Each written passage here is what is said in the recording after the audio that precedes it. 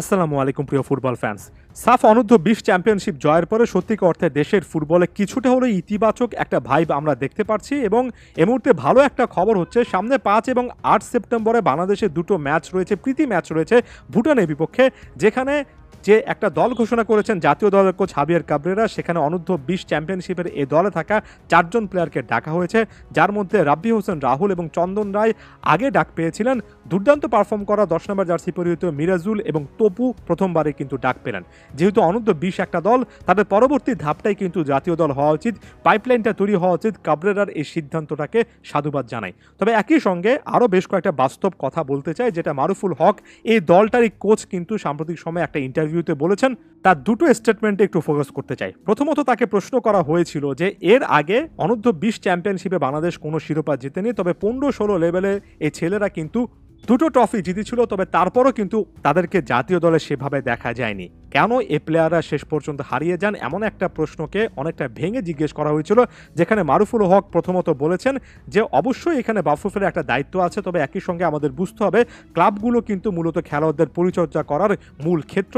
ক্লাবগুলো যদি প্লেয়ারদেরকে পরিচর্যা করা, তাদের ট্যালেন্টটা বের করে আনার জন্য বিশেষ রকমের ট্রায়ালের ব্যবস্থা রাখে এবং তারপরে ট্যালেন্ট শনাক্ত করার পরে তাদেরকে পরিচর্যা করার জন্য যদি কার্যক্রম নেয়, তাহলে প্লেয়াররা সত্যিকার অর্থে টিকে থাকবেন। এখানে ক্লাবগুলোর দায়িত্ব যে আলাদা রকমের আছে, সেই জিনিসটার কথা তিনি কিন্তু আলাদা করে বললেন এবং আমার কাছে মনে হয় এই জিনিসটা অনেকেই হয়তোবা সেভাবে বুঝতে পারেন না।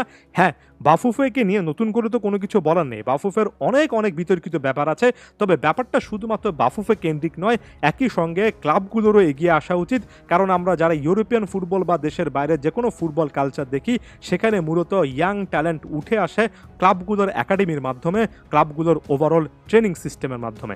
যে জিনিসটা করতে হবে সেটা হচ্ছে বাফুফের অবশ্যই সামনে যে বোর্ডটা আসবে তাদের বেটার একটা এনভায়রনমেন্ট, একটা ভালো কাজ করার পরিবেশ এখানে তৈরি করতে হবে এবং ক্লাব পর্যায়ে সত্যিকার অর্থে এমন মানুষদেরকে সুযোগ দিতে হবে যারা আসলে ফুটবলকে ভালোবাসেন এবং ক্লাবগুলোকে কেন্দ্র করে লং টার্ম কাজ করতে চান।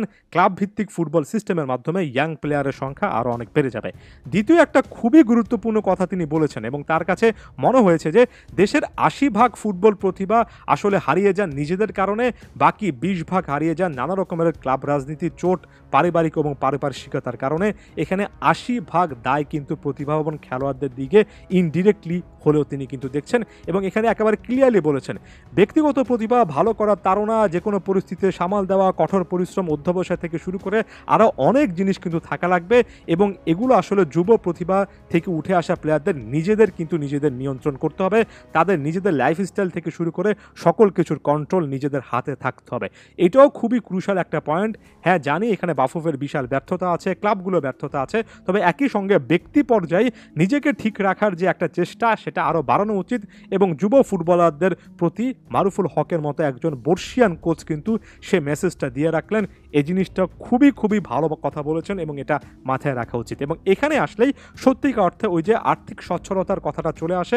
দেখুন, একজন প্লেয়ার নিজেকে নিয়ন্ত্রণে রাখার জন্য তার আলাদা ফিটনেস চার্ট, আলাদা ডায়েট চার্ট, সকল কিছু ফলো করার জন্য, নানা রকমের ফ্যাসিলিটি ব্যবহার করার জন্য অন্তত ব্যক্তিগত পর্যায়ে তার যে আর্থিক ব্যাপারটা দেখা লাগে, সেই ব্যাপারটা এখন প্রশ্নবিদ্ধ হচ্ছে। তাই আগের ভিডিওগুলোর মতো আরও একবার বলছি, প্লেয়াররা যাতে করে আর্থিকভাবে অসচ্ছল না হয়ে পড়েন, সেই জিনিসটার দিকেও কিন্তু আমাদের নজর দিতে হবে।